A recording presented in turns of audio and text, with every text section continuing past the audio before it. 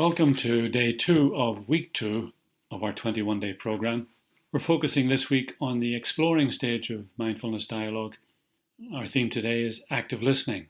In keeping with the mindfulness dialogue model of connecting, exploring, and discovering, we will begin this session and all the sessions this week with a brief mindfulness exercise to help us connect more deeply before we start. So position yourself comfortably, relaxed but alert as you've become used to at this stage.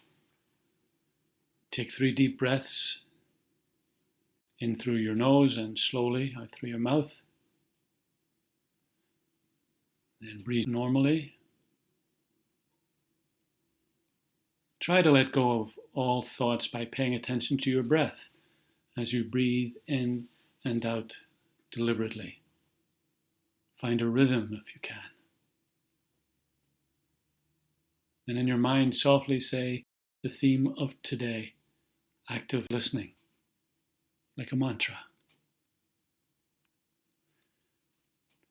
Now continue to deepen your connection to this moment by following your breath, letting go of thoughts that float by your mind. When you find yourself distracted, simply return to your breath and the theme of today. Let's stay with that for just a few moments.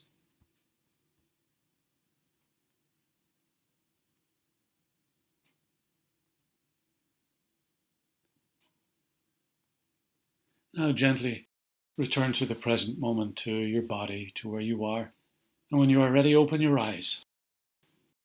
And just notice for a moment the connection, the sense of presence, awareness, calm, and even trust that you feel that surrounds you. I noted earlier that connecting is the essential foundation for a mindfulness dialogue process, whether this is a formal mindfulness dialogue session or simply using the mindfulness dialogue methods with its skills and practices to inform our everyday living. Clearly, of course, these can complement each other. In the previous reflection, we spoke of poetry, music, scripture, etc. as a catalyst for what I called a contemplative exploring. I added that dialogue skills can help deepen this exploration. And whereas the practice of mindfulness was the tool for fostering connection, the skills of dialogue will serve the work of exploring and understanding. The heart of these skills is listening to others, obviously, but also listening to ourselves, and ultimately listening for what emerges from the interaction. So let's first look at listening to others, specifically what is called active listening. First, let me offer a few thoughts on the exploring stage of mindfulness dialogue. As I said, in this stage, the focus moves from experiencing another person or a situation more deeply to understanding more deeply. Understanding not only the other person or perspective, but also yourself and your own perspective with its assumptions and habits. For it is through the mutual understanding that results from this exploration that new shared understanding can be generated. I will be coming back to this again and again in the coming reflections because the ultimate goal of mindfulness dialogue is to generate deeper meaning that will inform how we think and live. Listening, we know, though often we forget, is the heart of communication. Sounds obvious, perhaps, but when was the last time you felt really listened to and understood in a conversation? Or when was the last time you listened without thinking about what you wanted to say, or checking your phone, or simply interrupting? In today's world, we are encouraged to listen to ourselves, to listen to our gut, our heart, our instincts, all of which is good, but we're less encouraged, or seldom encouraged, to listen, to do the same for others, not in the same way. As a result, we tend to talk over each other, interrupt, insist. Communication, in fact, is generally understood as presenting or promoting yourself and shaping the conversation around this. Of course, we know all too well that the lack of listening is the primary cause of misunderstanding in every setting, from family feuds to all kinds of conflicts. We also appreciate, because it is talked and written about everywhere these days, how technology has added to this dilemma. Social media has become more and more about presenting myself in a simple one-way process, while the preferred form of communication is the wordless text, rather than the phone call or, God forbid, a face-to-face conversation. Ironically, our increased capacity to communicate has added to our listening challenges and actually reinforced the illusory world of separate, competing individuals we discussed last week. The result is an epidemic of loneliness and anxiety, and the many health issues that this creates. But it is only by listening that we can engage, empathize, understand, and collaborate. It is by listening that we become human, in other words. And yet we don't seem to value the listening that is constitutive of a mindfulness dialogue approach to life. It is not taught in schools, and it is seldom part of the training program for any of our organizations or institutions. So what do we do?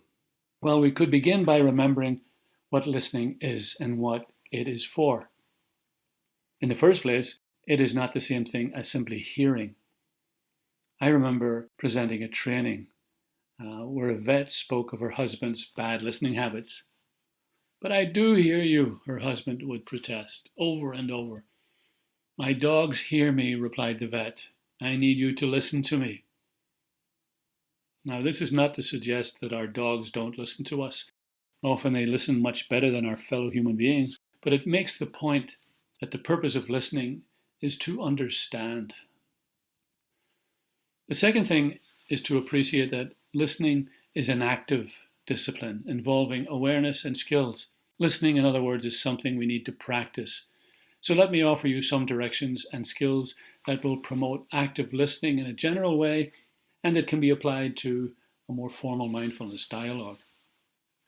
So these are some of the steps of a practice of active listening. First, be clear about your intention, which is to understand before being understood. Stephen Covey has this as one of the 7 habits of highly effective people. 2, bring the empathy towards the other person or situation that the initial connecting stage of the interaction will hopefully have generated. 3, now give your undivided attention, not only with your ears, but with your entire body. The Chinese symbol for listening includes the heart, the eyes, and the mind, and not simply the ears. I recall another story by a woman who described her little daughter pulling on her skirt while she was washing dishes and asking her mother to listen to her. When the mother responded, a little impatiently, while continuing with the dishes, "I am listening to you, sweetheart," her daughter protested. "But Mommy, I need you to listen to me with your eyes."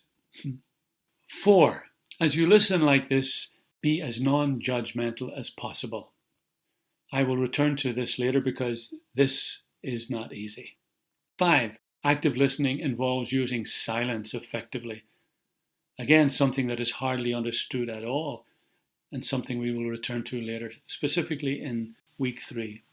Finally, number 6, here are 3 simple ground rules that can support these skills of active listening when you are engaged in an exchange. They go like this. 1, go in sequence. Do not interrupt and try not to rehearse. Go in sequence. This clearly applies when there are more than 2 in the conversation, but it is important to hold even when there are only 2. It's like respecting each other's personal space. Go in sequence. Do not interrupt, even if you have something you think is very important or proves your point. Remember, the goal is to understand, not to prove your point. And try not to rehearse what you're going to say while the other person is speaking. I say try because it is almost impossible to refrain from doing so. It helps me to think of it this way. If I'm rehearsing, which is not the same, by the way, as preparing for a conversation. That's something you do offline, and that can add to the conversation. But if I'm rehearsing, I'm no longer listening to what the other person is saying.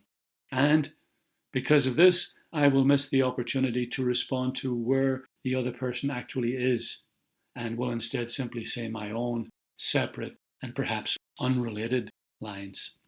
Basho, the 17th century haiku master from Kyoto in Japan, captures what for me is the fascinating art of active listening. He says, "Learn how to listen as things speak for themselves." Learn how to listen as things speak for themselves. This little piece highlights that true mindfulness dialogue is much more than simply communicating well. It is rather learning to participate in the emergence of meaning, learning to let things speak for themselves. Now, doesn't this have an interesting sound to it? So, some suggestions for applying active listening throughout the day. These skills, what I would call foundational steps towards listening, are, I believe, self-explanatory. So try to bring them to your interactions throughout the day. And perhaps as a way of making this more focused, bring them to one particular conversation that you can then reflect on in your journal entry this evening. It will help to start with an easy conversation with someone you know and trust about something that is not too controversial. And the ground rules will be most useful here in that setting. More specifically, you might remember to remind yourself of the purpose of listening, which is to understand. You could remind yourself to listen with your body as well as your mind. Try that one. And then this little one, when you're in a conversation, try not to rehearse what you're going to say while the other person is speaking. Just try it out and see what that feels like. As a final little comment, let me say this. Listening leads to better, more interesting conversations on both sides. The reason for this somewhat counterintuitive statement is that good listening fosters more accurate sharing and better mutual understanding, which we noted is the purpose of exploring. Listening is an art, which for me happens when skills are practiced until they become internalized and part of me. Listening expands our awareness of the world by deepening our understanding of human nature. The result will always be better friendships, but also better parenting, teaching, healing, leading, and loving. It has been said that we become what we attend to. Active listening will enrich the exploring stage of mindfulness dialogue. In a general way, it will inform our efforts to bring mindfulness dialogue into my life, my everyday living. In a specific way, it will enrich the exploring stage of a formal mindfulness dialogue session. So I hope this reflection and the skills we've explored can help you listen just a little better today. And don't be discouraged if, when in fact, you fail and fall into old habits. Think of it this way.